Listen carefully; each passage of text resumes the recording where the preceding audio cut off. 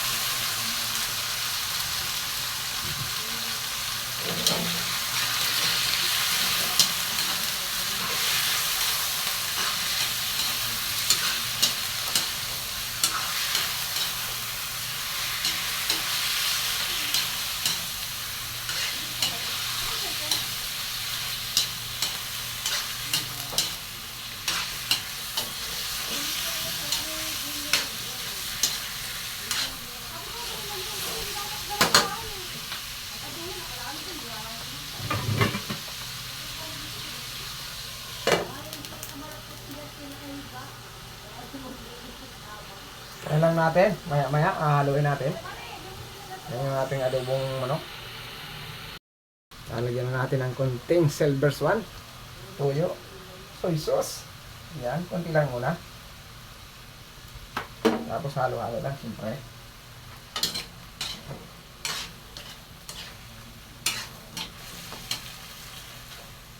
Para po hindi malansa at saka para masarap. Matagal po natin sangkot siya ng karne. Lalo na itong manok, pag mo lagad sa bawan kasi magiging malansa siya pag hindi masarap pagka saglit mo lang siya isasangkot siya. Yun, nilalagyan na natin yung ng sabaw. Yan.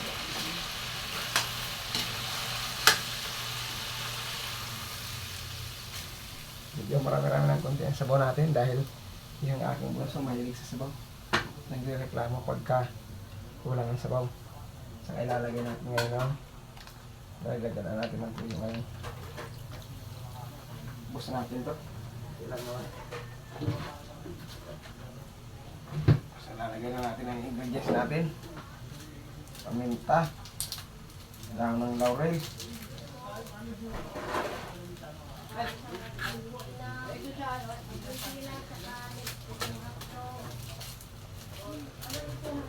Pwedeng maglagay ng bitchin, pwedeng wala. Ito natin, hindi po natin ito lalagyan ng bitchin. Tingnan natin kung masarap. Hindi pala naubos. Natin paminta. Dagdagan natin ng paminta at kukunti yun. Yung isang putod na yun. Sige natin yung konting konti lang. Yan.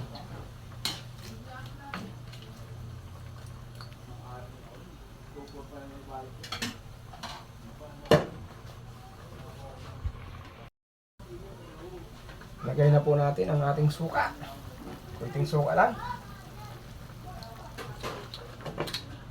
Tapos yung ating asin, kunti na lang. Ibuhos na natin ito.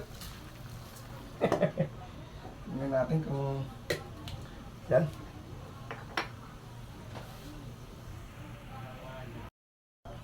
Yun, ngayon, luto na po. Timplado na po ang ating adobo. So, tatanggalin po natin ngayon ang sabaw. Para po saka po natin ipa-fried ng bagya. Para mas malasa, mas masarap po siya.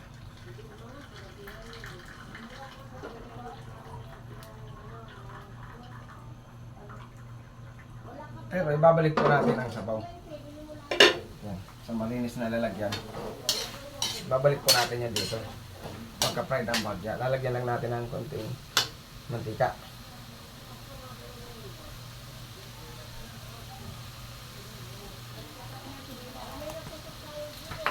Yan po, ang sikreto ng masarap na adobo. Kahit walang bitsin. Yan po. Papfried lang po natin ang bagya. Halo-halo lang. Tapos takpan natin.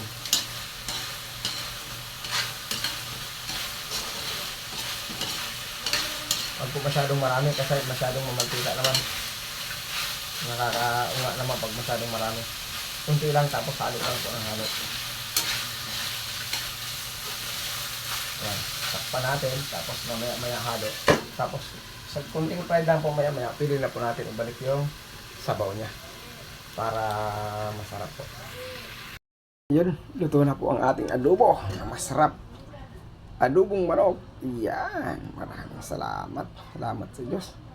Kapag luto tayo.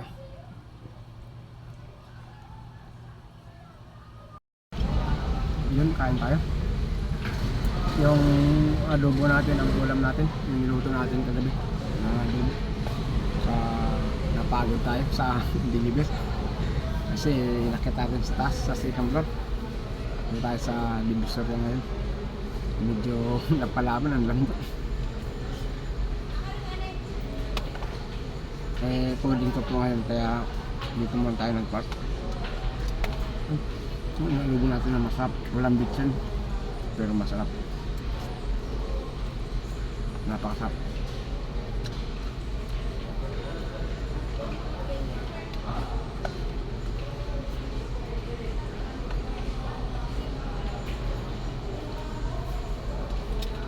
Happy birthday nga po pala sa aking hipag na pinakamaganda dahil bunso. Si Tita Jubel. Salamat po.